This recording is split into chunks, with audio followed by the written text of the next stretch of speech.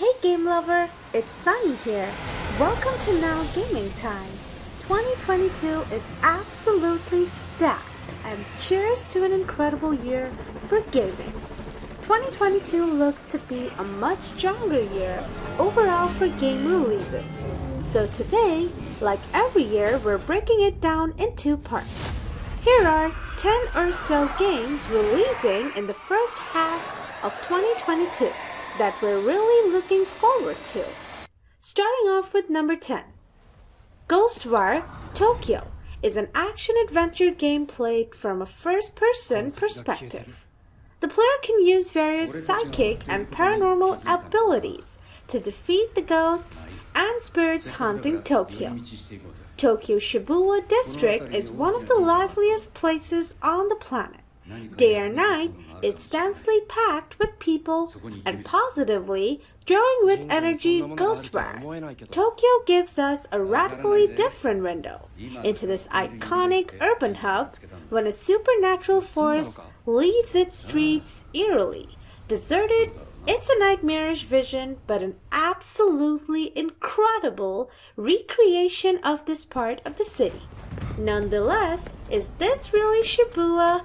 It feels astonishingly like the real thing, albeit with more conspicuous shrines, and this dedication to the setting is paired with an equal level of zeal for embracing Japanese folklore and tradition. The catch is that it's let down by bland mission design and one-dimensional combat, making it a lot less fun to actually play than it is to enjoy as a virtual tourist. Next, over at number 9 we have Gran Turismo 7. Yes, Polyphony Digital is working on another one. It's been quite some time. They very much take their time, but it looks like Gran Turismo 7 continuing the trend of just really upping all the stakes. More cares, crazier realistic graphics, more options, more details, more fine-tuning, and we love to see it. Gran Turismo 7 features the return of the single-player campaign GT Simulation mode. Other returning features is the return of traditional racing tracks and vehicles, special events, championships, driving school, tuning parts shop, used cars dealership, and GT Auto, while still retaining the new GT Sport mode, Brand Central, and Discover that were introduced in Gran Turismo Sport. The player needs to progress through tasks from the GT Cafe to unlock features like multiplayer and all tracks and cars. Next, over at number 8, LEGO Star Wars, the Skywalker Saga. Traveler's Tales have happily adapted their LEGO games into every IP willing to host them. They've made landfall in Harry Potter, Marvel, DC, and the Tolkien Legendarium. But Star Wars was always their first and best home.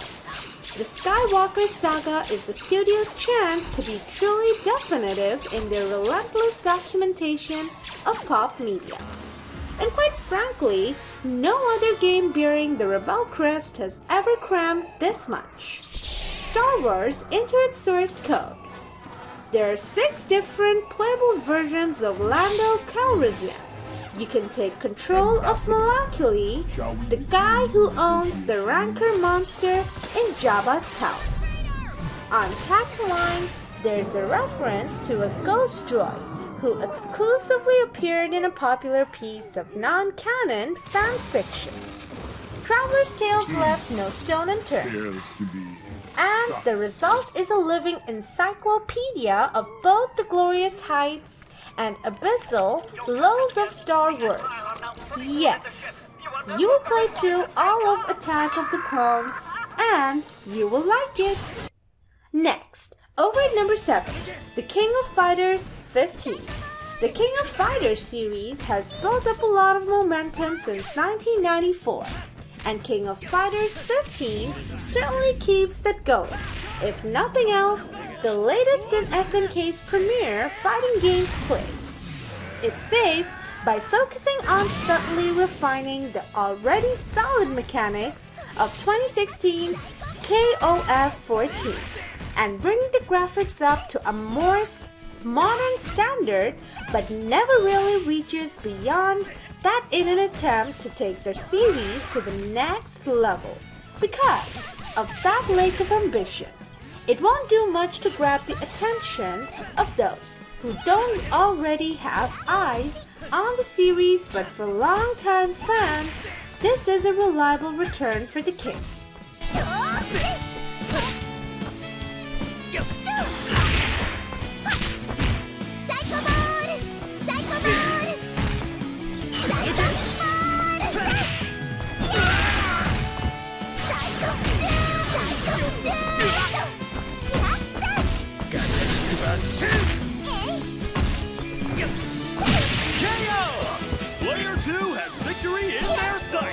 Next over at number 6, Pokémon Legends Arceus is a 2022 action role-playing game developed by Game Freak and published by Nintendo and the Pokémon Company for the Nintendo Switch.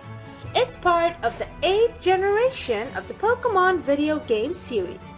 If you've been looking for a Pokémon game where you can run around a big 3D open world and catch Pokémon and battle, here you go. I mean, granted, they've kind of dabbled with it before, but this is the blown out, crazy one. There has been criticism already for its graphics. For me, I just look at that as kind of like the limitations of the Nintendo Switch. Still, to have a fully 3D Pokémon game on the Switch is pretty exciting. The possibilities are high, especially considering these serves as kind of like a pretty cool story. If you're a die-hard Pokémon fan, I suggest diving deep because some of the info we do have is pretty cool for how it shakes up the formula other than just its 3D. But thankfully, we won't have to wait too long to really see how it is. Next over at number 5, Destiny 2 The Witch Queen is a major expansion for Destiny 2, a first-person shooter video game by Bungie. Representing the 6th expansion and the 5th year of extended content for Destiny 2, it was originally planned for release in late 2021. But due to the impact of the COVID-19 pandemic, the expansion was delayed by 3 months and was released on 22nd February 2022. The Witch Queen introduces a new location, Savathun's Drone World, above Mars within the Ascendant Realm. In addition to world activities, a new raid, Vow of the Disciple, was released on 5th March 2022. 2 additional dungeons will also be added over the course of the expansion. Now, an existing story content was expanded with a new legendary difficulty, designed to be challenging for single players, but with improved rewards for completing. Savathun's Lucent Brood, Hive Warriors that carry the power of light, is a new major enemy within the Witch Queen. They have similar light-focused abilities within the Arc, Solar, and Void classes as the player's guardian characters, as well as their own ghosts that can resurrect them unless the guardians can destroy the ghost within a limited window. Now, next over at number 4, Sifu. This is my personal most anticipated pick, just because of how cool it looks. I love games like this, especially from developer Slopecloud. These are the people behind Absolver, which was a pretty intense game with a hand-to-hand fighting system and a lot of challenge. This seemingly takes that gameplay framework, that combat system, and applies it to a different style of game. There seems to be this mechanic where every time you die, you come back older. But just what they have going on here with the fight scenes, The way you can grapple and counter and fight enemies, and use objects in the environment, or use the environment itself to be seen so satisfying. If you've played Absolver, you know that combat system absolutely hits. Even if the rest of the game was just kind of like that combat system is top tier. So, for them to use that again and hopefully expand on it makes me just absolutely bet on this game. Sifu was born in that void, and it resurrects one of the most primal joys of video games, knocking out a bunch of dudes in a dive bar. Next, over number 3. Of course, you know we were gonna mention it. Dying Light 2. After so many delays, it seems like they finally got it looked in. And the long story short, the reason why we're excited for Dying Light 2 is because we like the original game so much. Not only was it just a good old solid adventure open world game that kind of took the zombie formula and spun it on its head, but it was also supported with a ton of cool past release content, and it was like the game gift that kept on giving. Now, with great. Dying Light 2, it seems like it's taking that fun core gameplay framework with the parlor and the action and the violence and adding a lot of more RPG and story elements to it.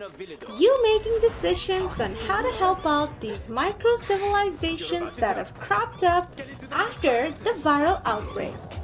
However, much time you choose to spend in the vast, lockdown city of Villador, you won't be bored by any of it.